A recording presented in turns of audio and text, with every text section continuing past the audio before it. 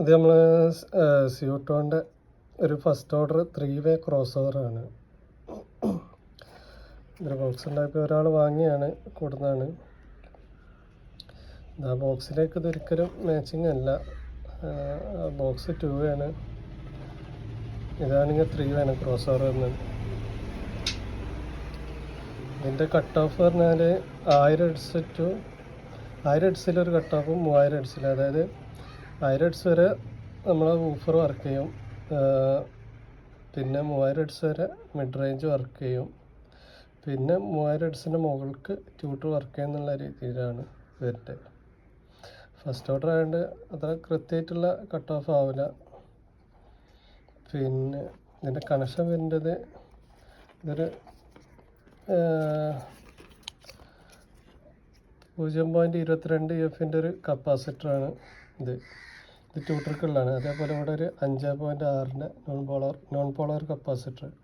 ഇത് രണ്ടും പാരൽ ചെയ്തിട്ടാണ്, ഇൻപുട്ടിൽ നിന്ന് പാരൽ ചെയ്തിട്ട് നേരെ ട്യൂട്ടർക്ക് വരും. പിന്നെ ഇവിടെ 0.63 ഒരു 63 mH ഒരു ഇൻഡക്ടർ ഉണ്ട്. ഇത് നേരെ ഇൻപുട്ട് നേരെ വൂഫറിൻ്റെ ഇതിലേക്ക് വരും, വേറെ കണക്ഷനൊന്നുമില്ല. അതേപോലെ ഇത് മിഡ് റേഞ്ചിൻ്റെ ആണ്. ഈ 4.7 ഒരു ഇലക്ട്രോലൈറ്റ് കപ്പാസിറ്ററാണിത്. ഇത് 22 mH ഒരു ഇൻഡക്ടറും.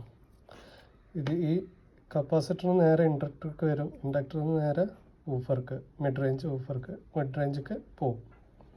അങ്ങനെയാണ് ഇതിൻ്റെ കണക്ഷൻ വരുന്നത്. ഇതിപ്പോൾ നിങ്ങളൊരു പീസോ ട്യൂട്ടർ ഉപയോഗിക്കുകയാണെങ്കിൽ അതിലേക്ക് ഒരിക്കലും ഇത് മാച്ചിങ് ആവില്ല. ഇതിൻ്റെ കട്ട് ഓഫ് 3000 ആയതുകൊണ്ട് പീസോ ട്യൂട്ടർ ഒരു 6000-7000 ഹെഡ്സിൻ്റെ മുകൾക്ക് വർക്ക് ചെയ്യുള്ളൂ. അധികം ചിലത് 5000 ഹെഡ്സിലൊക്കെ വരുന്നുണ്ട്, അതിൻ്റെ മുകൾക്കേ കിട്ടുള്ളൂ. ഒരു 10000 ഹെഡ്സ് വരെയൊക്കെ പീസോ ട്യൂട്ടർ വർക്ക് ചെയ്യുള്ളൂ. ഇത് ശരിക്കും ഡോം ട്യൂട്ടർ ആണെങ്കിൽ ഒരു 3000 ഹെഡ്സ് വരെയൊക്കെ വർക്ക് ചെയ്യുള്ളൂ. അല്ലാത്ത പീസോയിലൊന്നും ഇത് ഉപയോഗിക്കാതിരിക്കുകയാണ് നല്ലത്. ഇത് പിന്നെ ഇപ്പോൾ ഇത് കൃത്യമായിട്ടുള്ള വർക്കിംഗ് ആവില്ല. ഒരു കോമൺ ആയിട്ടൊരു സാധനം ഇറക്കി വിടാന്നുള്ളൂ.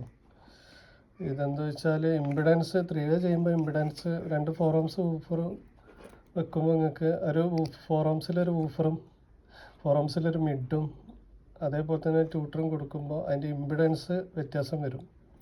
അപ്പോൾ ഈ ക്രോസ് ഓവർ കൊടുക്കുമ്പോൾ ആ ഇമ്പിഡൻസിനുള്ള വ്യത്യാസം കുറയാതിരിക്കും. അത് ഇമ്പിഡൻസ് കുറയില്ല. അതിന് നല്ലതാണ് ഈ ക്രോസ് ഓവർ കൊടുക്കുന്നത്. അല്ലാതെ ഫ്രീക്വൻസി അത് നല്ല ഒരു ക്ലാരിറ്റിയിൽ വർക്ക് ചെയ്യാൻ വേണ്ടിയിട്ടുള്ള ഒരു സംഭവമൊന്നും ഇതിൽ നിന്ന് കിട്ടില്ല. പ്രത്യേകിച്ച് ഫസ്റ്റ് ഓർഡർ ആയാലും പ്രത്യേകിച്ച് കിട്ടില്ല. അപ്പോൾ അവരിത് വാങ്ങിയത് കൊണ്ട് ഇതിൽ കൊടുക്കാന്നുള്ളൂ. എന്നാൽ തന്നെ ഇതിൽ വൂഫർ ട്യൂട്ടർ വരേണ്ടത് ഇപ്പോൾ ഈ ട്യൂട്ടർ ഈ ക്രോസ് ഓവറിൽ വരേണ്ടത് ഒരു 900 ഹെഡ്സ് തൊട്ട് വർക്ക് ചെയ്യുന്നുണ്ട്. പിന്നെ വൂഫർ വന്നിട്ട് 4000-5000 ഹെഡ്സോളം അങ്ങോട്ടും പോകും. അത് ഫസ്റ്റ് ഓർഡർ ആയിട്ടാണ്. സെക്കൻഡ് ഓർഡർ തേർഡ് ഓർഡർ ഒക്കെ ആണെങ്കിൽ അത്ര റേഞ്ചിലേക്ക് പോകില്ല. എവിടെ നമ്മൾ കട്ട് ചെയ്യണോ അതിനോട് സമാനമായിട്ട് അത് സ്ലോപ്പ് കുറയും. ഇത് ഞാനൊന്ന് പരിചയപ്പെടുത്തി തന്നുള്ളൂ, വേറെ ഇപ്പോൾ പ്രത്യേകിച്ച് ഒന്നും പറയാൻ വേണ്ടത്. പിന്നെ അത് ഈ ഇൻഡക്ടറൊക്കെ ഫെറിറ്റ് അല്ലെങ്കിൽ എന്താണ് അയൺ കോർ എന്തോ ആണ്, ഫെറിറ്റ് കോറാണ് തോന്നുന്നുണ്ട് ഇതിൻ്റെ ഉള്ളിൽ.